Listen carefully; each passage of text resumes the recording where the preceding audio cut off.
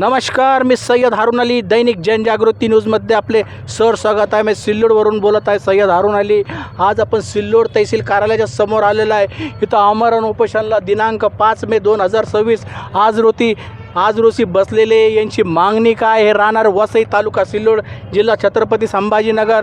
यांचं म्हणणं आहे की मौजे वसई गट नंबर 152मध्ये दिनांक 26 मार्च 1999ला कुळ जमीन मालक बाजीराव शंकरराव सावळकर यांच्याकडून 1 हेक्टर 41 आर 38,500 रुपयामध्ये जनुबाई काशीनाथ खिल्लारे कारभारी काशीनाथ खिल्लारे खरेदी आधारे घेतली होती.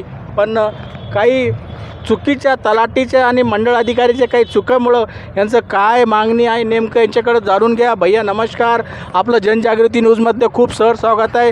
भैया तुमचं काय म्हणणं आहे सांगा. आमची रजिस्ट्री 152 गट नंबरमधून झालेली आहे. अच्छा, फेर पण 152मध्ये झालेला आहे. पण तलाठी मंडळ अधिकारी साहेबांनी आमचा अंमलात आणताना 7/12 2 ठिकाणी दाखवला. अच्छा, 100 त्यांच्याकडून चूक झाली का त्यांनी अटकून चूक केली? त्यांच्याकडून चूक झाली.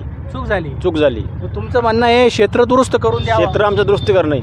किती क्षेत्राचा फरक आहे, किती अंतरचा फरक आहे? दोघांचा 80 आरचा फरक आहे. 80 आरचा 40 आरच करेल द्या ना. 80 आर करेल. 80 आर करेल दोघांच्या नावे. अच्छा, 1 हेक्टर 41मधून 80 आरच केलेलं त्यांनी. 80 आरचा प्रॉब्लेम आहे त्याच्यामध्ये. 80 आरचा प्रॉब्लेम आहे.